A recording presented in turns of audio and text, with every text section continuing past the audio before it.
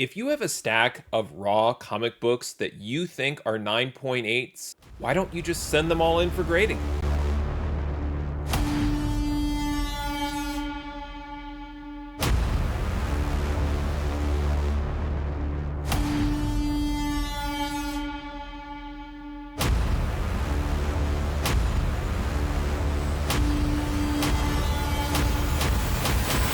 Hey there, today I have an unboxing video, and in this video I'm going to open up a pre-order that I placed with Dark Dominion Comics that I received in early February of 2023.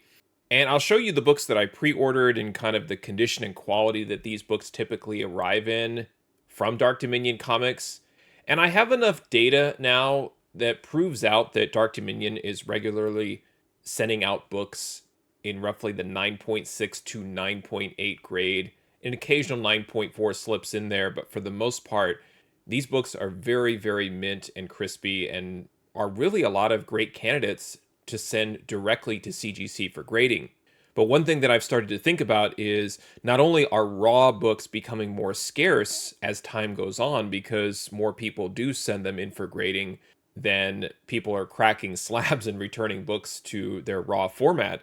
But I wonder if you know that you have kind of a sure thing in your hand, an absolute no-brainer, without a doubt 9.8, isn't it better to go ahead and send that in and get that grade preserved instead of like sitting in a bin and moving around and getting other creases or dents or other defects to the book when you know it's a 9.8, especially with brand new books. But then the question becomes, do you slab everything? Meaning if you have 12 books and they're all 9/8, do you just slab them for the sake of slabbing them? So that's where I'm kind of at with a lot of these books. So when we look at some of the comics that I pre-ordered, I want to appreciate them certainly for the comic books that they are, but I'm really looking for those no-brainer 9.8s that don't really even need a quick press.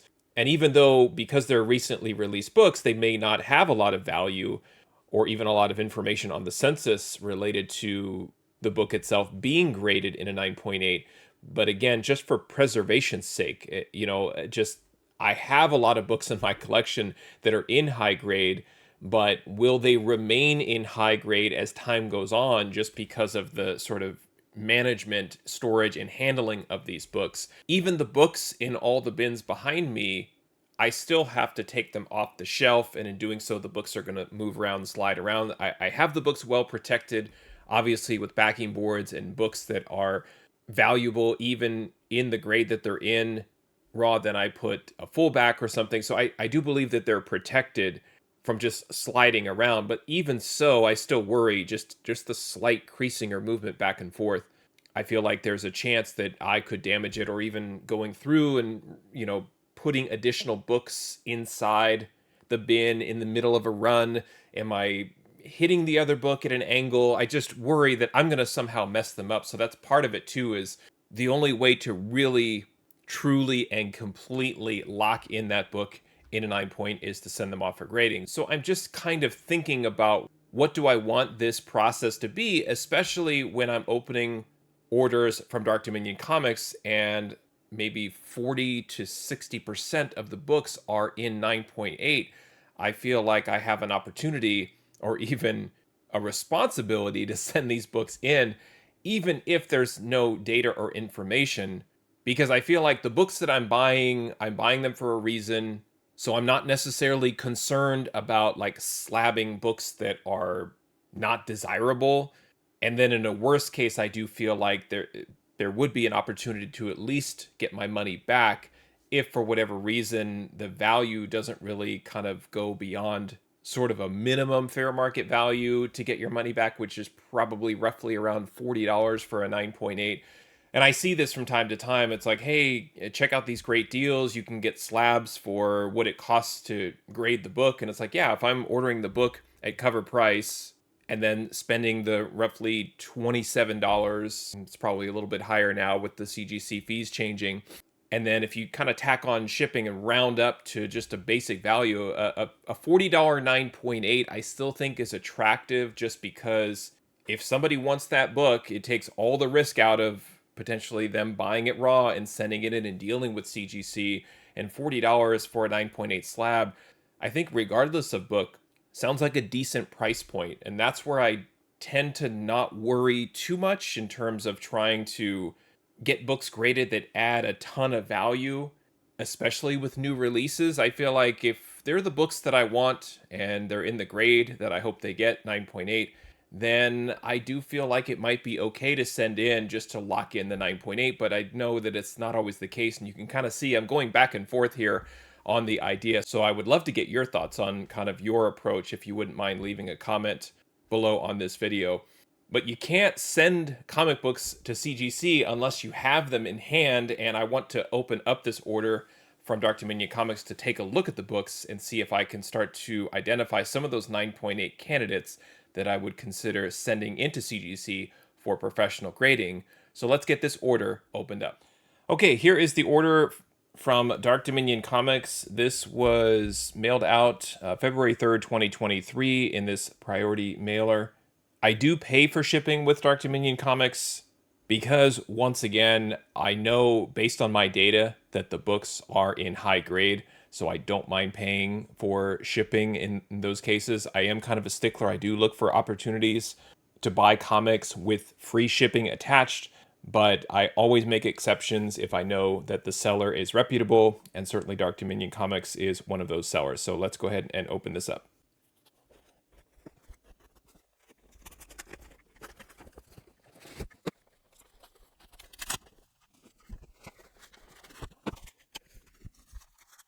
Okay, we've got the box in a box in a box, box inception happening here. But I love it. It's the extra protection that my comics need. It's why I pay for shipping, because everything is sent so nicely, priority mail, and in this Gemini comic supply box. I'll keep these two for moving comics around either to pressers or to CGC directly. So just a great way to additionally protect your comics when shipping them around. All right, so let's get these comics out and see what I ordered. Yeah, these were books that were pre-ordered probably mid-December. I think it kind of depends on the FOC date, but sometime around late 2022, and then they arrived February 2023. And I do all of my pre-ordering now with Dark Dominion Comics, like I said, just because of the great customer service and the high quality comics. So let me just rip through. I've got a nice stack here of books that I pre-ordered. Here is Amazing Spider-Man 18, the homage cover to ASM 100, one of my favorite ASM covers of all time. Sins of Sinister #1. This was one of those cover of the year situations with Emma Frost, the White Queen, on the cover. Now, this is interesting too. I hear people talk about when there's a book with a high ratio variant, when you can get the same cover, I guess, on a cover A. I don't know if I'm explaining that right, but there's a 1 in 100 that is just the full art version. But if you love this cover, you can certainly just get it like I did at cover price here, and this is cover A, and it's gorgeous. And in some ways, the trade and other things kind of frame the art on the book itself, but this is another one of those examples of, if this book grades out in a 9.8, why wouldn't I send it in for grading? I feel like if I offered this to someone in a 9.8 CGC slab at $40, I feel like it would probably be sold pretty quickly. Or at least that's my theory. Let me know if you disagree. Catwoman 51, David Nakayama taking over covers for Catwoman. I think that's the first sort of regular cover that Nakayama did on Catwoman on this current run. This is Harley Quinn 26. This was my FOC pick of the week. I love Alex Garner, and I just thought this was such an amazing homage to Clockwork Orange, and just the artwork with Harley there. I thought it was amazing. Really, really great job.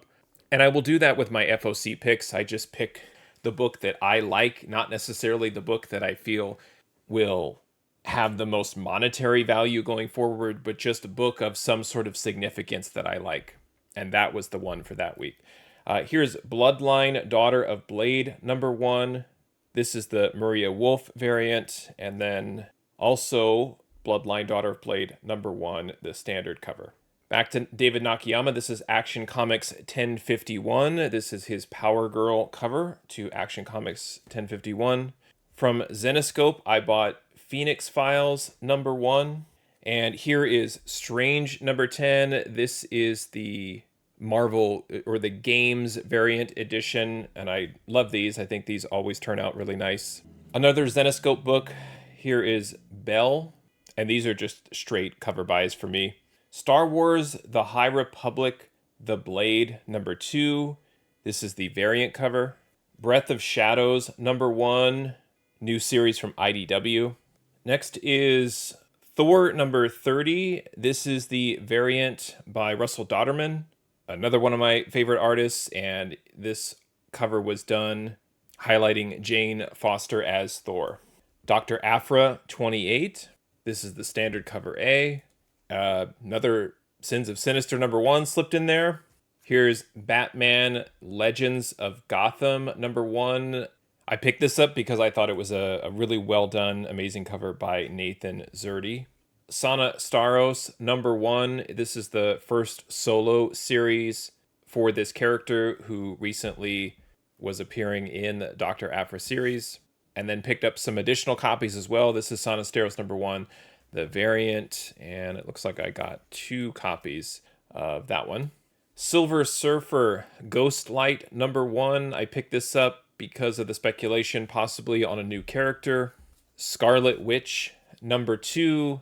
Russell Dodderman on covers for this series as well. Then we have Sandman Universe Dead Boy Detectives 2. I just thought this was a creepy, cool cover. But with all those extra arms, it just sort of reminds me of some of the creepy AI art that's being created. That's original, not AI. I'm not implying that it's AI, just kind of funny. This is Punchline, the Gotham game, number 4. This cover is by Warren Lau, who I collect a lot of his covers. And this was just open order, and love Punchline, just a fantastic cover. And again, this is another example. If this were a CGC 9.8 slab for about $40, I could get my money back. In a worst case scenario, I really think this one is another one of those where if it does grade out in a 9.8, would be perfect to send in a pre-screen. And I got an extra copy. And then the last couple of books here, Miles Morales, Spider-Man. This is the new series with Miles in it, and this is issue number 3. And then I got the second print of issue number 1. Love this cover with Miles on it. Now I'll share the order details with you, and the price for each book is roughly around cover price, so that won't be that surprising in terms of what I paid for. But what I am interested in finding out is, do any of these books already have value if I were to get them graded and they came back as a 9.8? All right, here is the breakdown of the comics that I pre-ordered with Dark Dominion Comics in early December 2022 that were shipped and delivered to me around February 2023. This actually is a shipment of books that spans about 4 different orders, and it's a total of 26 comic books.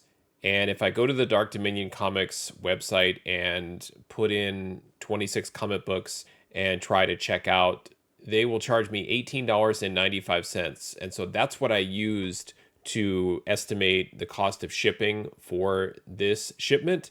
Overall, you end up saving on shipping because they will combine orders into single shipments depending on when they receive the comic books and obviously when they decide to ship them out. So it is nice if they are able to combine books, they will do that and not send you out a bunch of partial shipments and just keep charging you shipping over and over. So for these 26 books, it was about $18.95.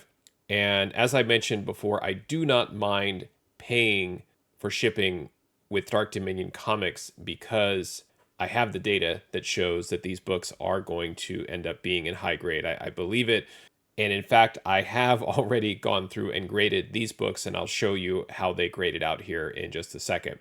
What I want to do, first of all, is just go through the cover price fair market value to see if, from a raw book perspective, if I was able to add any additional value to my collection if I were just to keep the books raw. I know I want to answer the question, should I preserve any and all comic books in a 9.8 by getting them professionally graded? But there's a lot of cost and time and resources involved to do that. So I just want to see from a raw book perspective, what kind of value did I potentially add? And in this case, if we go all the way over to column AA, we can see when you compare column Z, the total cost, and that is the cover price minus the pre-order discount that Dark Dominion offers all customers. You don't need a coupon, it's just a straight discount. And then I've added the cost of shipping and distributed it across the 26 books in this order, and they still end up being under cover price. So if we take Sins of Sinister #1 here, the Art Germ variant, it is a $5.99 cover price book. It ended up costing me $5.22 to acquire this book, and it has a cover price fair market value of $6. Therefore, I've added 78 cents of value to my collection, assuming that I could get $6 for the book. And then in column AA, I've added up the raw value adds for a grand total of $35.06. Not too bad for brand new books. You're always kind of taking a chance with brand new books, unless you're trying to heavily speculate on a book and thinking it's going to be the next Spider Boy or whatever the hot book of the week is.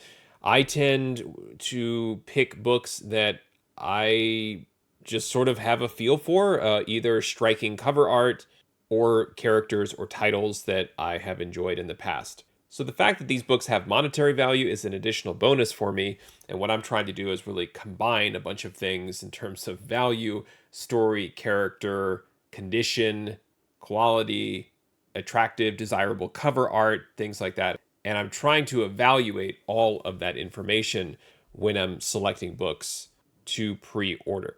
So this is good news. A couple of highlights here. Silver Surfer Ghostlight #1, cover price fair market value, sitting at $13 for a near mint copy. And I believe Action Comics 1051, the David Nakayama Power Girl cover, is $15 for a near mint copy. So those two added some pretty significant value, $8.53 for Silver Surfer Ghostlight and $9.78 of value added for Action Comics 1051. All the others, it's a few cents here or there, maybe a dollar or two, and it does add up, but nothing really jumping off the page for me other than those couple of books. So now I want to see if I can try to help answer the question, should I consider sending all of my recently released books that I feel are in a 9.8 into CGC for grading. And what I'll do here is actually put in the grades that I assigned to each of these books. So I went through and I graded, assessed, pre-screened, whatever you want to call it, but I assigned what I think the grade is of the comic book. And before we get into the values, I just want to point out here down below, across 26 books in this order from Dark Dominion Comics, the average grade was 9.746. Almost 77% of the books got a 9.8. Everything else got a 9.6. One book, Breath of Shadows #1, got a 9.4. There was a color breaking spine tick that was, I would say, significant enough right in the middle of the book. And then what I call kind of like borderline corners.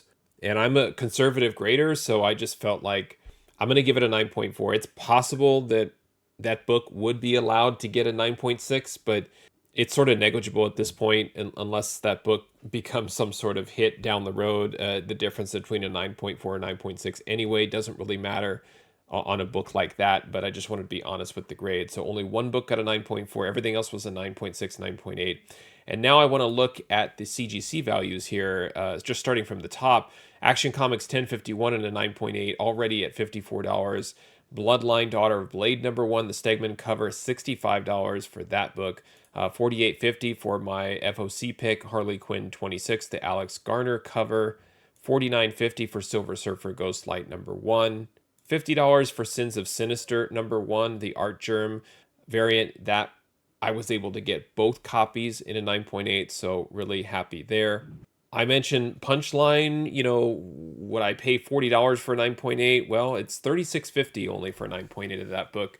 I still think that over the long run, that cover will appeal to collectors going forward, so I have no problem considering getting that book slabbed as well. Thor 30, that awesome Jane Foster, Russell Dodderman cover, $50. High Republic, the Blade #2, $45, and on and on. So from a CGC perspective, a professionally graded comic book perspective, if I were to send in essentially all the 9.8s, what kind of value would I be adding to the collection after grading fees and shipping and all of that? $81.33. So on one hand, I'm happy that it's a positive amount. But on the other hand, is that going to really be worth your time and your trouble and your money? I mean, a couple of little outliers here. Sonosteros number one in a 9.6 has a value of $15, so that would have been a loss had I sent in that book. And same thing, Miles Morales number three, $25 in it, even in a 9.8, and that would have been a loss of $11.40. So that's factored in as well for the sort of bottom line CGC value add. And I'm starting to look at the kind of average CGC value of these 9.8s. You're looking at maybe $35 to $45. It's right around the $40 that I talked about when I was unboxing and looking at the Punchline book. I still believe that it would be okay with me if I had sent these books in.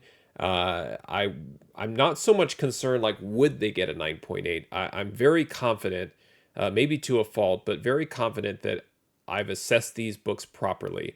Certainly, the pre-screen option helps. It helps make you look good essentially, because you only end up with 9.8 slabs. But it does become a question of breaking even. If you want a book in a 9.8 and it's a brand new release and it's sitting out there for $40, like why not just grab it? It takes all of the risk out of it, all of the questioning, the process, the door to door, the shipping from this to that. You don't need a CGC membership. There's all of those other sort of hidden fees that maybe folks don't take into account when they're trying to determine the cost and value of things. But on the other hand, with some of these slabs, it's a $12 value add. That adds up. If you're trying to get 10 books rated and you kind of look at your 10 best, most valuable 9.8s that have maybe the potential value if they're graded, and you're adding somewhere between $10 and $15 per book, and you're taking 10 books, that's $100 to $150 that you don't have to spend. So that's where things kind of add up and start to make sense from a financial perspective if you can really hone in on the specific books. And I feel like I have the tools to do that, where I can stare at these spreadsheet rows or create a formula around them to say, tell me which recently released 9.8s have value right now. I believe that a recently released book in a 9.8 that's worth 40 or $50, I don't believe that that's going to go 5x over the next 6 months or something like that. I think that those days have passed, but I don't think that the book will tumble towards zero either. I think that a great Thor cover by Dodderman or a great Warren Lau cover of Punchline is always going to be collectible by collectors. And one of the things that I always think about when I'm collecting is, can I get my money back? Can I keep my risk as low as possible? I do not believe that I'm going to become rich by investing in comic books, in particularly buying some of the books that I do buy, but it's 100% enjoyable. And one of the ways that I continue to enjoy the hobby is by keeping risk low. And one of the things that I do is I look at these books and I look at the values and think, well, if I were to get them graded, I could hang them on my wall, I could appreciate them, I can collect them, I can hold on to them, I can try to speculate on them if I want to. But in the end, I could move them and get my money back. And so it's kind of a way to create some sort of temporary enjoyment with the hobby and keeping my risk low, so that if I did decide down the line to sell the book or somehow determine the overall worth or value of my collection, I don't feel like taking a recently released book that I'm sure is a 9.8 and getting it slabbed is a terrible idea, because I've run the numbers and I've done the math, and I do see that there is a pretty good opportunity to break even or have a minimal return of investment if I did want to end up ultimately preserving the 9.8 instead of risking those 9.8s sitting around in bins, getting moved around, potentially getting them ruined, moving them from bin to bin and so forth, basically just kind of handling them as part of my collection. There is some risk there that they would get damaged, whereas if they're encased in the slab with that 9.8 grade, then I'm assured at least that that book's condition will be preserved, and most likely its value. Thanks for watching, happy collecting, and see you next time.